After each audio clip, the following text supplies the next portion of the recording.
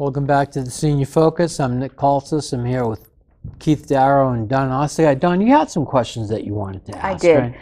I was trying to find out, Keith and Nick and I were just talking during the break about when seniors age and they end up having what we'll call, I won't say impacted, but definitely have some wax in their ears and how that's taken out. I know my mom recently had it. But what is the common age, Keith, for a hearing test for someone? What would be the common age to say that you really need to get your ears checked? And is it covered by insurance, or is that something you'd have to pay on your own? Those type of questions. Those are great questions. So it's recommended by the American Medical Association that anybody over the age of 50 should have their hearing evaluated. It's also recommended that if you've had your hearing test and it's been more than 3 years, you should have your hearing evaluated again.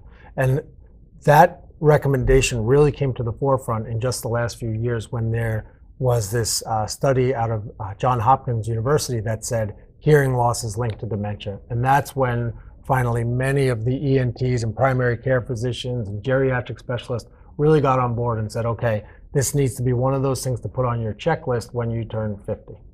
So, and as far as the say cost of an evaluation, one of the great things about a hearing evaluation, even a balance evaluation, is that they are covered. They're a diagnostic evaluation. So any and all insurance companies, and maybe I shouldn't put out that blanket, I just have yet to come across an insurance company that has even made a patient pay a copay.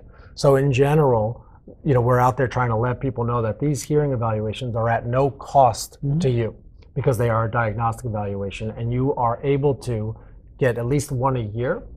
If you needed one, or there was some incident where you had a hearing evaluation and say 1 or 2 months or 8 months later, something changed with your hearing, then you can get another evaluation. But you are due at least one hearing evaluation a year. And I can say, Nick, didn't you mention to me that when we went and went to visit Keith at his company, you said, make me an appointment to get my hearing tested. Oh, I'm sorry, but I already did that. You did it? Good job. Yes, see? Yes. Due to HIPAA, I certainly wasn't going to bring it up. No. I'll bring it up. Okay, fine.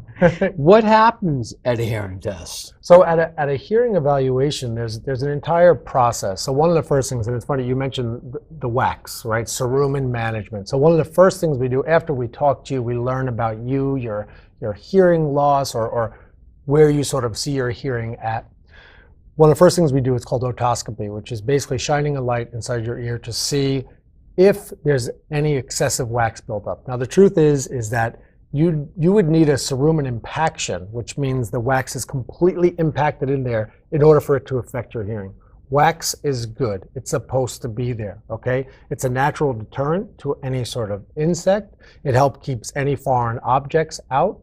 It also keeps the inside of your ear moist. So people walking around swearing by Q-tips, I beg you to please stop with the Q-tips, okay? And I think Q-tips are a pretty scary thing. Well, the wax that we have, if your ear canal is this long, okay, it's only the first third that the wax is generated. So what happens is when you stick a Q-tip in there, you're pushing it back. Right. And over time, you can end up with this cerumen impaction, and you could sort of wake up one day and say, I don't really hear that good anymore. And so you look in and there it is, this sort of brick wall of wax. What about someone who, they can hear okay during the day, right?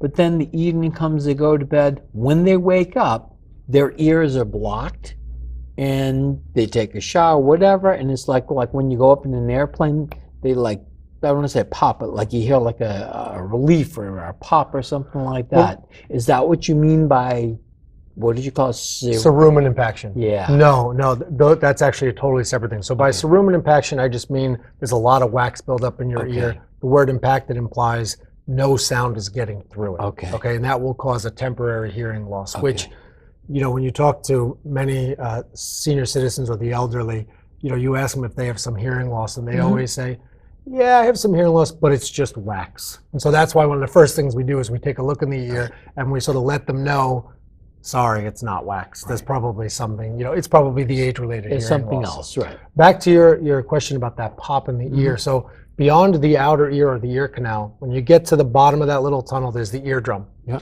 On the other side of the eardrum is the middle ear space, and that's where all that popping occurs. The middle ear space is physically connected to the back of your nose. And so when we breathe, there's this little tunnel that goes up to the ears that allows air to circulate through. Most of us most people have allergies, okay? And so this popping phenomena is sort of worse in the fall and in the spring, and some people if you have year-round allergies. What happens is up in the sinuses, they can swell and close up that tunnel, so air can't sort of circulate through. What happens is it will build up, and it will get to a certain point where it will sort of pop. The pressure of air that's inside that middle ear tube should be equal to the atmospheric pressure around us. So if you go up in a plane, what happens is the pressure in the cabin is going to be different than what's in your ears, and you get that sensation of, oh, I really want to, pop my ears. Right. And there's nothing wrong with doing that. It's called the Valsalva maneuver. That's okay to sort of pop them and open up the tunnel to let air get in and sort of say, okay, I get that relief feeling.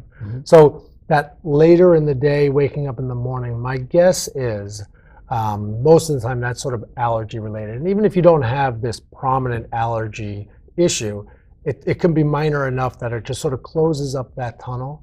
There could also be some sleep apnea, snoring related issue that's affecting, the back of your throat that can cause some swelling to close up over the tube. So, and that's something that your office could diagnose. Exactly. So, Okay. so you asked what to expect from a hearing evaluation. Right. The first thing we do is called otoscopy to look in the ear. The next thing we do is called tympanometry, which is a test of middle ear function. It basically puts this pressure up against the eardrum and allows us to see what's happening on the other side. So if you do have pressure buildup, if your eustachian tube is not working, if those, the three smallest bones in the body, the hammer, the anvil, and the stapes, if those aren't working, we can tell all by this tympanometry test. It's basically our way of saying, can sound get from the outer ear into the middle ear and into the inner ear? How new are these tests? Most of them have been around for more than 50 years. Audiology sort Okay, of so started in the been around for a while. 1920s. Yeah, so Okay. they've been around 50 plus years. Now, like everything, they've gotten much, much, much better. They've become much Sophisticated. more sophisticated, much more reliable, and much more specific. As an audiologist, every patient that comes in, my brain is thinking, where is the site of lesion? Okay, is there something wrong, and can I pinpoint exactly where it is? Is it the outer ear? Is it the inner ear where the cochlea is with those hair cells? Is it the middle ear space in the eustachian tube? Is it the auditory nerve? So that's that big hunk of nerve that leaves the cochlea, sends information up to the brain. Right. As it goes to the brain, it makes several stops along the way and it gets processed. We have the ability to sort of hone in on all these different brain centers and figure out where a hearing loss might be coming from. When does it make sense for a person to make sure that they get a referral for work that you're going to do? So the hearing test, the Ballon test, like you say, you've yet come across an insurance company that doesn't encourage that and that won't take care of that. Right, right. But what if someone is fearful that, do I need to get a referral from my physician? That's a great question. So in general, right, most insurance companies, there's the HMO and then there's the PPO, right? So the HMO requires you, anything you want to do with your body, anywhere on your body, it requires you to start with your primary care physician. Okay. And essentially, you need to comment to your primary care physician of, I have concerns of my hearing, and then it will be cleared and your insurance company will cover it. If you have the PPO version, that's the one where you can walk into any office and say, oh, my foot hurts. You can That's go to like the the podiatrist. Cadillac of plans. Exactly. So you can come into my office without a referral. Right. Okay. When it comes to Medicare, you do not need a referral for a hearing evaluation. For a balance evaluation, though, you do.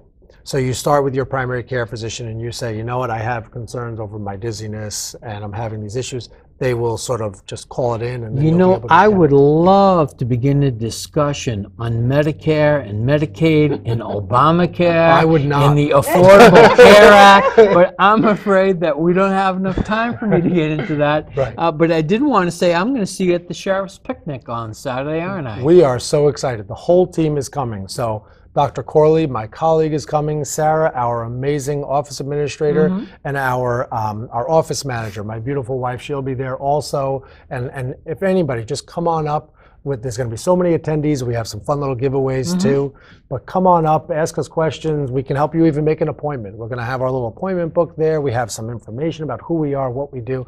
We are thrilled to be part of this. As you know, the Senior Focus Radio Hour is going to broadcast live from the Sheriff's Picnic. You're going to be one of my guests that day. I'm very excited. Yeah, it'll be our first time on the radio together. I'm looking forward to it. We have to thank you, Keith, because you are one of the contributing sponsors to help make this picnic for the Sheriff's Department. So we're honored to have you be part of it. I was at SAC Park yesterday. I'll be there on Friday morning, Saturday morning, nice and early. If anybody wants to attend, free of charge, just seniors, the Sheriff's Annual Senior Picnic, Saturday, August 16th, SAC Park at 11 a.m. It's a really, really And we big tell you to event. go early It because really is a people big start event. coming at 9 a.m. in the morning. Oh, So yeah, we're excited. good. Well, the conversation continues this Saturday at 9 a.m. on WCRN live from the Sheriff's Picnic. Thank you for joining us. See you next week on the Senior Focus. Join us on Tuesday, September 16th for a free symposium, Living Well to 100. Open to the public, free admission, free buffet lunch, free raffle prizes, and free community resources. Call us to register at 508-459-5057 or visit us at www.theseniorfocus.com.